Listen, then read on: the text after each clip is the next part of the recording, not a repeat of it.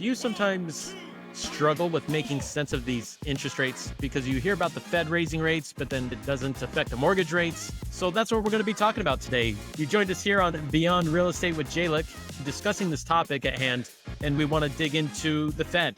And again, the recent news of them raising their rates and how that somehow doesn't have an effect on the mortgage rates. We want to also address the return of ARMs, that is adjustable rate mortgages, and also balloon mortgages. Are they even a good option for those looking to get into a house these days? And then borrowing power. I think this is always a relevant topic and just a good reminder for everyone looking to buy a house that the HELOC is another option if you have equity in your house to say, is now a good time pertaining to my borrowing power based on what the interest rates are.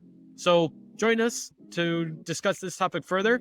Welcome to Beyond Real Estate with Jalen, the podcast discussing parenting, real estate, and business. Every week we go in depth on how to become successful in life and business. Nick, take it away. So Jalen, why don't you take that first bullet point with the Fed raising rates recently and how that apparently does not affect mortgage rates, and actually mortgage rates went down.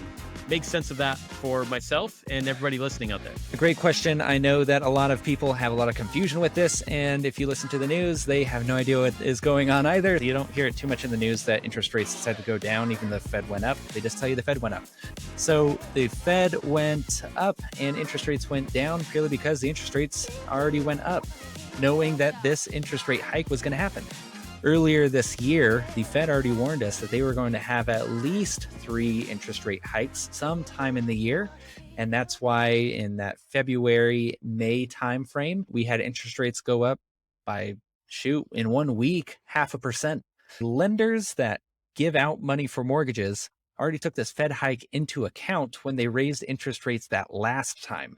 So they didn't really need to raise interest rates much higher in order to still turn the profit that they were wanting. So that is why we now see interest rates even dipping just a little bit, because the Fed rate hike wasn't as bad as some of them. It wasn't a worst case scenario for them. So that's why we see interest rates staying the same or even dipping in some instances, while the Fed rate increased this past week. So a little bit of a counterintuitive for those of you at home and that aren't in the industry day in and day out. So just one follow-up question. Who then controls the mortgage interest rates, whether they go up, go down, knowing that, from what I've been told, does fluctuate literally on a daily basis? Yeah, hourly. It can be an hourly, but it is purely the lender, whoever's lending that money. Okay. So a lender can decide tomorrow that they want to give you a 2% interest rate. Now, I'm not going to get into the weeds of it, but they wouldn't make any money off of that, because when they sell off your loan to whomever, they need to make sure that it's at a certain rate. Otherwise, they have to pay whoever they sell it off to money for that person to service it. That's why we see interest rates fluctuating, but generally staying around the same. And that's across the board. There's no lender that's significantly less than everyone else. There's no lender that's gas station. They're all owned by separate people, but you're going to see a fluctuation of a dime, a nickel, but not $3. And that's because, just like a gas station, you want the lowest interest rate possible. So more people want to come to you while still making a good enough profit to cover your overhead and turn a significant profit. So it's that game that they play, and very similar to gas stations. If you're the highest person on the block, no one's showing up to your gas station. If you're the lowest person on your block, everyone's showing up, but you might not be making money at that point. So it's this fine balance that they all kind of stick around the same area for. And that's why we're actually starting to see, to our next point here, rolling right into it, ARMs and balloon mortgages. But before I start explaining whether they're a good option or not, or all of the things of what a modern balloon mortgage and ARM look like, Nick, as someone that's not in the mortgage industry, but still familiar with mortgages and mortgage terms, what are some perceptions that you and probably a lot of people have when you hear the term ARM or balloon mortgage? I can tell you it's a lot different today than if you would ask me that 6 months ago, a year ago, because of education, right? And I think that's a big difference today. We have access to all of this information. I think our realities should be much different than what they were in the mid-90s. When people, me personally, as maybe a prospective home buyer in 1995, I didn't have the same access to information that you had as a lender. So you could keep information, withhold information from me. And I think, unfortunately, that was the case more so in the past. People would they tell you the truth, they just wouldn't tell you the whole truth. Hey, it's a lower interest rate, but I'm not going to tell them the part that it's all due in a balloon payment in 7 years, but it's a lower interest rate. And I think that's unfortunately where they got the bad rap. Nowadays, I know for a fact lending practices have improved so much more. Why? Because people have so much more access to information to not be able to withhold things now. That's one of the great positives of technology and of doors being much more transparent nowadays is Yeah. is for that to for us to still have these products, but again, they're not as intimidating if you know what rules you're playing by and if everybody knows those rules, because I think they can be very good options. And it's interesting that some people choose to not even consider. I would consider it if I was a prospective home buyer. If I knew that a 7 year arm could get me a full percent lower of interest rate, I would 100% consider that personally.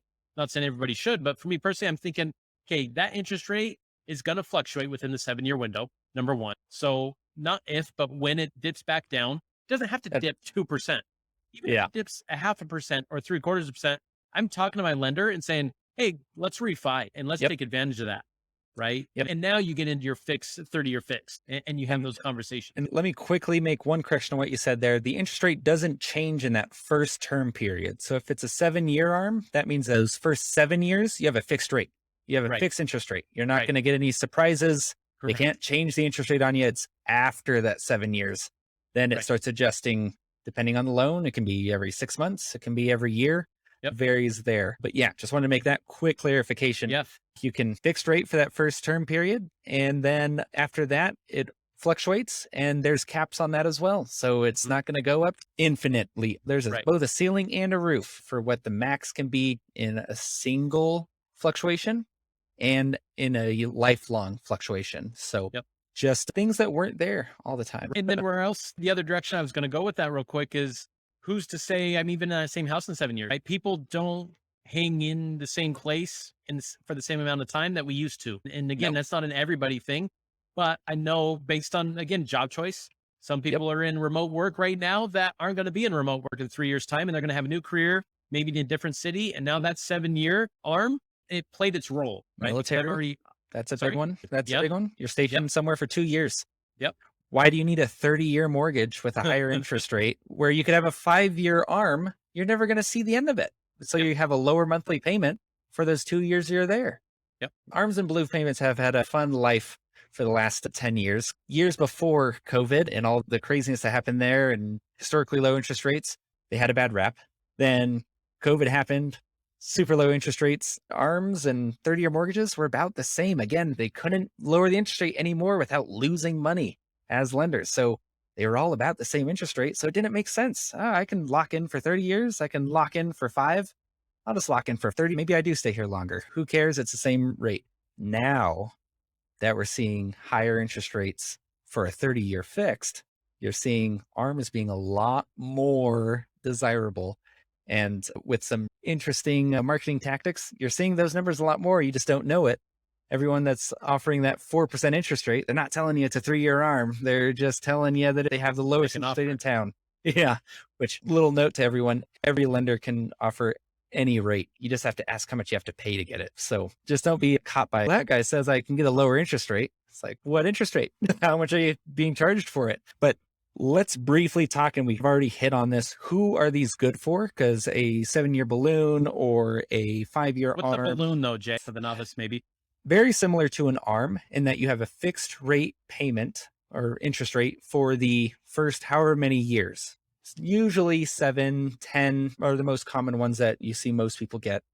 And then after that, you have to pay the whole mortgage up, which is a scary concept. But in reality, if you have a good mortgage advisor, they're going to tell you a year before that's due, hey, are you going to be staying in this house and we'll refinance you to a 30-year mortgage? Or are we going to sell so you don't have to worry about the mortgage anymore anyway? Off of that point, when looking at these as potential options, think of how long you're going to be in that house.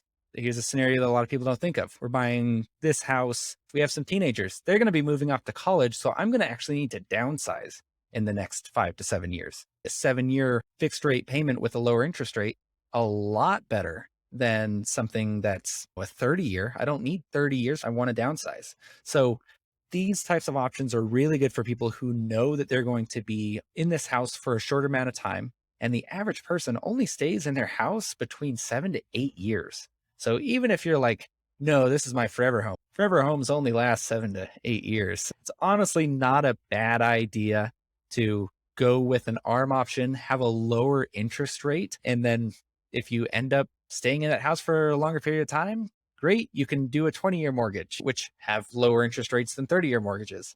Let's touch on balloon payments again. Give me an example of who that is an ideal option for. Yeah, balloon payments are really good for one, people that know that they're going to be moving. So military or investors that are wanting to do a short-term hold. So they're going to buy a house, they're going to renovate it, they're going to rent it out for 3 or 4 years. And then at that point, they're going to sell it. Those are really popular with investors because it allows them to do just that. At the end of that term, if they're like, hey, you know what, I'm actually making a good amount of money from this property, so I'm just going to keep it, and they refinance into a 30-year mortgage. Balloon payments are very popular with those types of people. The particular one that my company has is 10% down minimum, but no mortgage insurance. So there's usually some fun quirks like that balloon payments allow you to have, and that companies are more willing to take that little bit of risk because it's a short-term investment is the best way to look at it.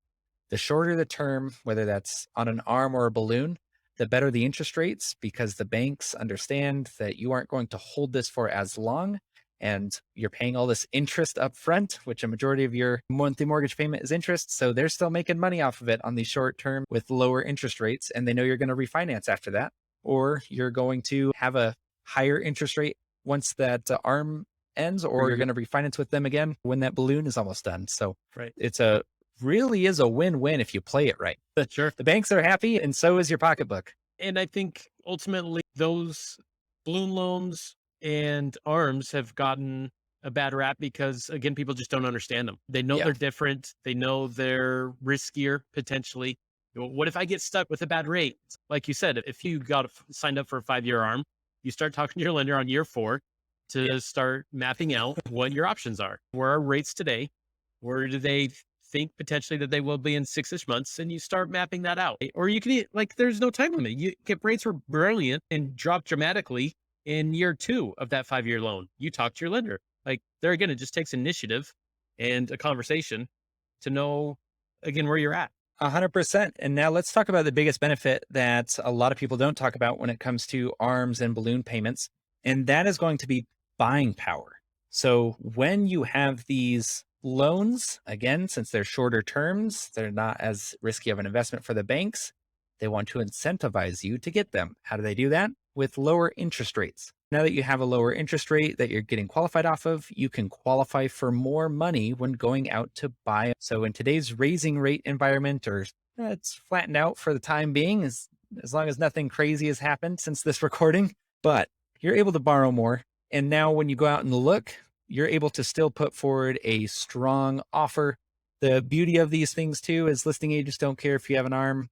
The sellers don't care. They're getting the money regardless. So it doesn't affect your ability to put in a strong offer. Nick, anything you have on that note where you have clients, whether that be sellers or buyers, having questions about ARMs? Not necessarily ARMs, but I'll stick to that borrowing power and how interest rates affect that. And that is a little food for thought for everybody out there, the 1 to 10% rule. So for every 1%, interest rates fluctuate. So let's look at interest rates rise 1%. If I qualified for a loan, no problem, based on my income for $500,000. If interest rates rise 1%, that's negatively going to affect my borrowing power by 10%.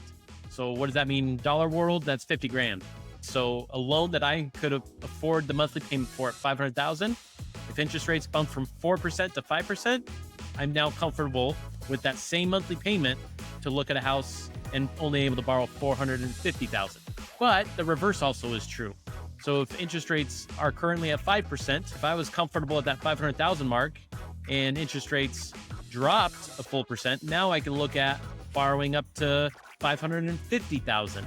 So that's the 1 to 10% rule. It's not an exact number, but it's a very realistic round off number that you can run through any dollar amount. The percentages will always fluctuate accordingly for dollar values. So something to be mindful of when you're looking to borrow money and interest rates are fluctuating, you're just like, wait, what does that mean? How much is that going to affect me? Figure 1 to 10%. Really good points. If you have any questions about these, because these arms, balloons, they're all weird things that unless you're dealing with them on a daily basis, millions of questions, millions of different ways that you can go with them. Is it the best for me? Who knows? Feel free to reach out to me or comment below. Gladly answer any questions that any of y'all have. That's all that we have for this week's Real Estate Roundup. Thanks for joining us as always. And don't forget to hit like, subscribe, and follow us so that you know when the next episode of Beyond Real Estate with Jalen is up. Thanks again for joining us. We'll see you here next week. Want to see, hear, or listen to more of Nick's take on California real estate market? Check out my links below. Also, check out the links below for more information on products, books, or references made in this podcast. And please don't forget to subscribe, like, and share.